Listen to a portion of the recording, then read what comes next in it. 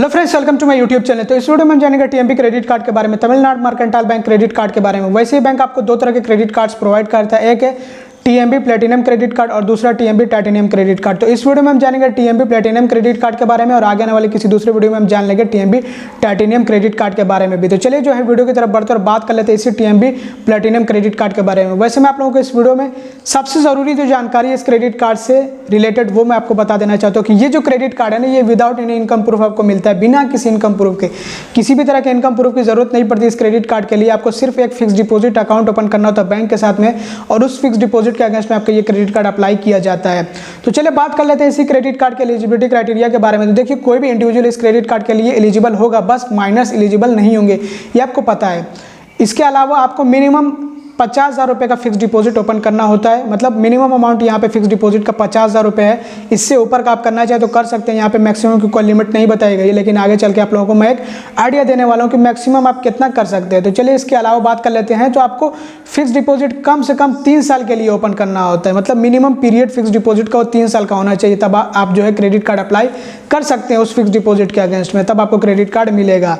इसके अलावा दोस्तों, आपको मिनिमम जो लिमिट दी जाएगी आपके क्रेडिट कार्ड पे वो 20,000 की होगी। मतलब 50,000 रुपये का अगर आप करेंगे फिक्स डिपॉजिट तो उस पर आपको मिनिमम कम से कम लिमिट मिल सकती है, तो 20,000 की मिलेगी। तो अभी आगे बात होने वाली है कि कितनी लिमिट आपको मिलेगी अपने क्रेडिट कार्ड पे। इस पर फ्लेक्सिबल लिमिट होती है, जितना आप फिक्स डिपॉजिट करते हैं उसी हिसाब से आपको लिमिट दी जाती है। तो चलिए अब आगे बात करते हैं। और यहाँ पे अगर मैक्सिमम लिमिट के बारे में बात करें तो 5 लाख रुपए तक की आपको लिमिट दी जा सकती है आपके क्रेडिट कार्ड पे।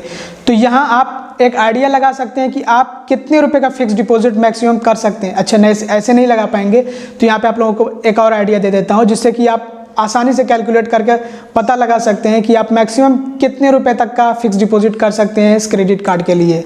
अब यहाँ पे आपको लिमिट कैसे मिलेगी ये भी बताया गया है। तो आपको आपके फिक्स डिपॉजिट अमाउंट के अप टू 75% लिमिट मिल सकती है। मतलब आपने जितने रुपए का भी फिक्स डिपॉजिट करा रखा है उसके 75% तक की लिमिट आपके क्रेडिट कार्ड पे मिल सकती है। मैक्सिमम 75%, मतलब जितने का भी आपने फिक्स डिपॉजिट कराया हो, चाहे फिर वो 50,000 का या फिर 1 लाख का या 2 लाख का 3 लाख का, तो उसमें मैक्सिमम जो आपको लिमिट मिलेगी वो आपके फिक्स डिपॉजिट अमाउंट के 75% की होगी। और अगर आप इसको कंपेयर करेंगे तो ऑफकोर्स ये दूसरे बैंकों से कम है। सभी बैंकों से नहीं, लेकिन कुछ ऐसे बैंक है जिनसे कम है ये। कैश एडवांस लिमिट के बारे में बात करें, फिर कैश विड्रॉल लिमिट के बारे में बात करें, बात एक ही होती है। तो इसमें आपको 25% तक की लिमिट मिलती है। जितने भी आपके क्रेडिट कार्ड की क्रेडिट लिमिट है उसमें आपको 25% तक की लिमिट कैश एडवांस के लिए मिलती है, कैश विड्रॉल के लिए। और इसमें भी आपको मैक्सिमम पर डे जो लिमिट मिलती है कैश विड्रॉल के लिए वो 25,000 रुपये तक की होती है। आपको एड ऑन कार्ड्स की भी फैसिलिटी मिलती है। आप 2 फ्री एड ऑन कार्ड ले सकते हैं मतलब कि दिला सकते हैं अपने स्पोज या फिर जो अपने चिल्ड्रन को। बस अगर चिल्ड्रन रहे तो उसकी एज भी होनी चाहिए यहाँ पे 18 एबव, मतलब माइनर को आप नहीं दिला सकते हैं। आपको यहाँ पे फोटो और ईएमवी चिप वाला दोनों ही तरह का क्रेडिट कार्ड मिलता है, दोनों ही कार्ड मिलता है। जो आप चाहें वो ले सकते हैं। फोटो मतलब पर्सनलाइज फोटो आप लगवा सकते हैं उसमें अपने क्रेडिट कार्ड में, जैसा आपको चाहिए फोटो वैसा आप जो चूज़ करके उसमें लगवा सकते हैं। और इसके लिए कोई फीस और चार्ज नहीं होता है, बिल्कुल फ्री है। फ्री क्रेडिट पीरियड यहाँ पे आपको 45 डेज़ का मिलता है, 45 दिनों का मिलता है, जो कि कम है। क्योंकि अगर आप देखोगे तो बहुत से बैंक ऐसे जो आपको 55 डेज़ 55 दिनों का देते हैं, और कुछ बैंक जो है 50 दिनों का देते हैं। मतलब ज़्यादातर बैंक 50 दिनों का ही देते हैं, और वहीं पे कुछ बैंक है जो 48 डेज़ 48 दिनों का देते हैं। बट यहाँ पे आपको 45 डेज़ 45 दिनों का ही मिलता है क्रेडिट फ्री पीरियड। और अगर बात करें मिनिमम पेमेंट की या फिर मिनिमम अमाउंट ड्यू की, तो आपको कम से कम 10% आपके टोटल अमाउंट ड्यू का पे करना ही पड़ेगा। मिनिमम अमाउंट ड्यू आप जानते ही हैं कि बैंक जो है देते हैं कि अगर आप पूरा अपने क्रेडिट कार्ड का पेमेंट नहीं कर पा रहे हैं तो आप कम से कम एक अमाउंट होता है जिसको मिनिमम अमाउंट ड्यू कहा जाता है, वो पे कर दीजिए। तो बहुत से बैंक ऐसे होते हैं जो आपसे 5% लेते हैं, बहुत से बैंक होते हैं जो आपसे 5% से ज़्यादा लेते हैं। जैसे ये बैंक 10% ले रहा है, तो कम से कम आपको 10% पे करना होगा, और जिसमें जो है कम से कम आपको 500 रुपये का पेमेंट करना ही पड़ेगा। और यहाँ पे आपको जो आपके कार्ड की वैलिडिटी मिलती है वो 3 साल की होती है। 3 साल के बाद वो आपका कार्ड जो होता है वो एक्सपायर हो जाता है, फिर से उसको रिन्यू कराना पड़ता है।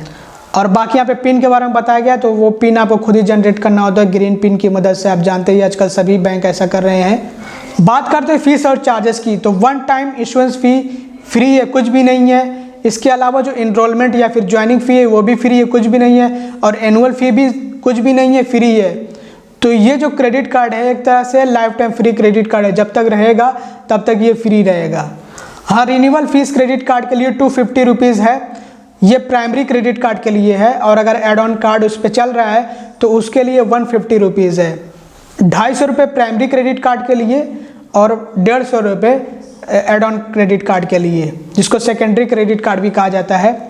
तो ये रिन्यूअल फ़ी, मतलब जब आपका क्रेडिट कार्ड एक्सपायर होता है तो उसके बाद जब आप उसको रिन्यू कराते हैं तो उसके लिए जो फ़ी होती है, चार्ज होता है, ये उसके बारे में यहाँ पे बताया गया है।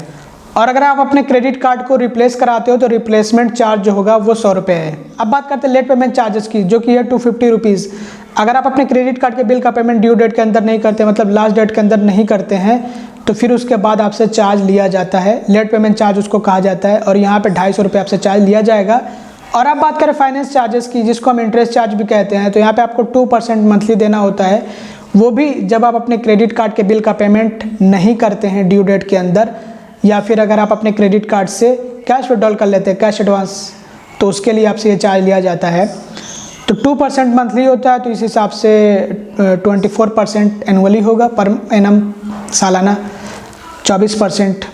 अब बात करते हैं कैश एडवांस फ़ी की। ये तब आपसे ली जाती है जब आप अपने क्रेडिट कार्ड से कैश विड्रॉल करते हैं, पैसे निकालते हैं। तो इसके लिए आपसे फ़ी ली जाएगी 3% of the cash withdrawal amount, या फिर हर 1000 रुपये पे 30 रुपये की फ़ी, और जो भी ज़्यादा इसमें से हो वो आपसे ली जाएगी। मतलब अगर 3% ज़्यादा है फ़ी तो फिर वो 3% आपसे ली जाएगी, और अगर 3% कम है तो फिर उसके बाद जो है कैलकुलेट किया जाएगा हर 1000 रुपये पे 30 रुपये की फ़ी।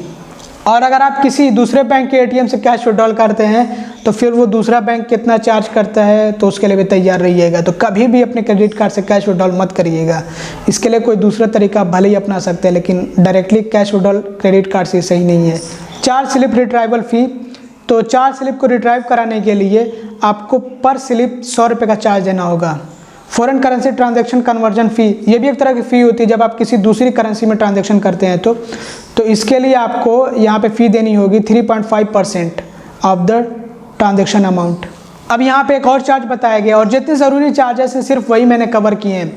चेक डिसऑनर फ़ी या फिर ऑटो पेमेंट फेल्ड फ़ी, जैसे कि अगर आप अपने क्रेडिट कार्ड के बिल के पेमेंट के लिए चेक डिपॉजिट किए हुए हैं और वो चेक बाउंस हो गया है, उससे पेमेंट नहीं हो पाया, तो ऐसे में उसके लिए आपसे फ़ी ली जाएगी। या फिर अगर आपने ऑटो पेमेंट मोड लगा रखा है, सेट कर रखा है कि आपके क्रेडिट कार्ड का पेमेंट आपके अकाउंट से ऑटोमेटिकली हो जाए, तो अगर वो फेल्ड होता है, जैसे कि अगर आपके अकाउंट में पैसे नहीं या फिर किसी दूसरे रीज़न के चलते वो फेल हो जाता है, तो फिर उसके लिए आपसे फ़ी ली जाएगी, जो कि होगी 150 रुपये।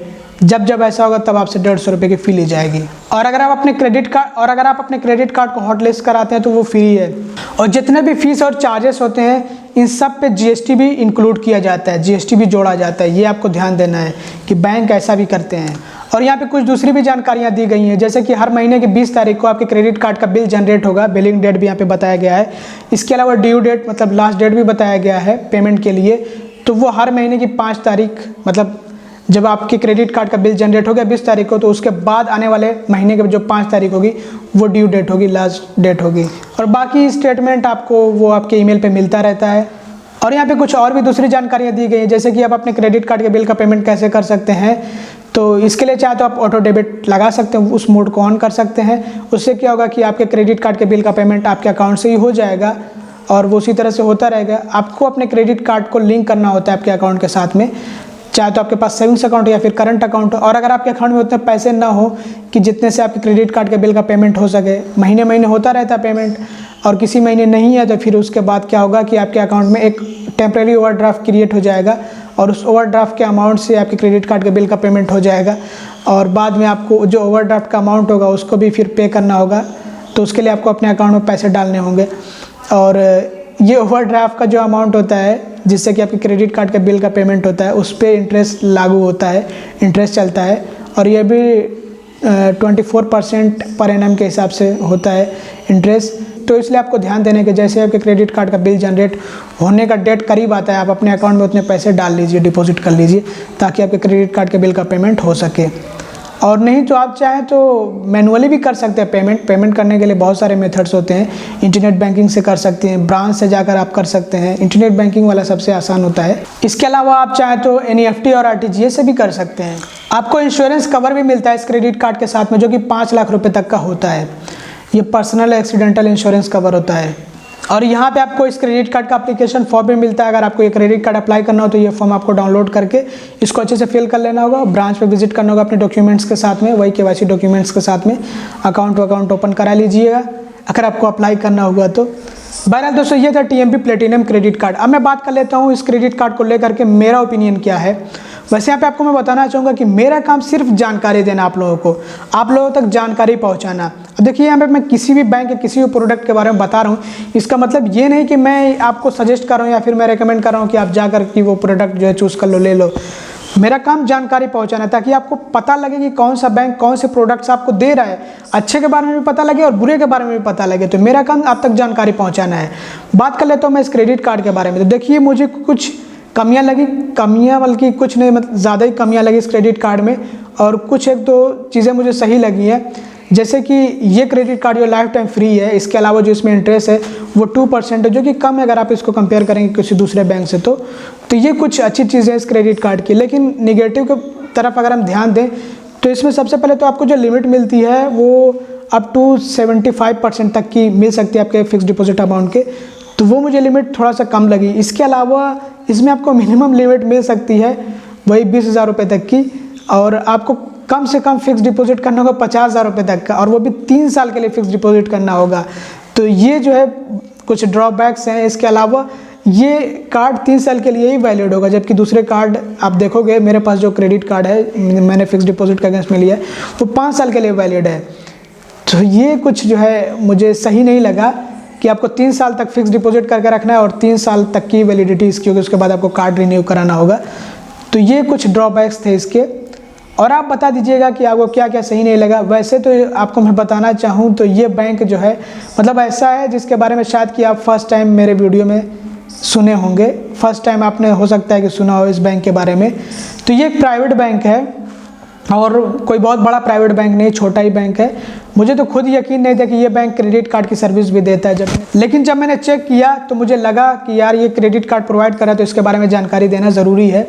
तो इसलिए मैंने आप लोगों के लिए वीडियो बना दी। इसके अलावा भी बहुत सारी कमियां इस क्रेडिट कार्ड में, पता नहीं EMI कैसे करा सकते हैं, तो इसमें दिक्कत आएगी। और अमेज़ॉन और फ्लिपकार्ट पे EMI का ऑप्शन आपको नहीं मिल पाएगा। तो मतलब बहुत सारी परेशानियां इस क्रेडिट कार्ड को लेकर के हो सकती हैं आपको। तो सोच समझ के आपको फैसला करना होगा कि आपको ये क्रेडिट कार्ड लेना चाहिए या फिर नहीं लेना चाहिए। और बाकी तो आप खुद ही डिसाइड कर सकते हैं। मैंने तो जो है इसके पॉजिटिव पॉइंट्स भी बता दिए और नेगेटिव पॉइंट्स भी बता दिए, इसके एडवांटेजेस भी बता दिए और डिसएडवांटेजेस भी बता दिए। तो दोनों तरफ से मैंने जो है आपको जानकारी दे दी है। उम्मीद करता हूँ आपको वीडियो पसंद है। अगर आपको वीडियो पसंद है तो लाइक कर दीजिएगा, चैनल को सब्सक्राइब कर दीजिएगा, वीडियो को शेयर कर दीजिएगा। वीडियो देखने के लिए बहुत बहुत शुक्रिया, थैंक यू, धन्यवाद।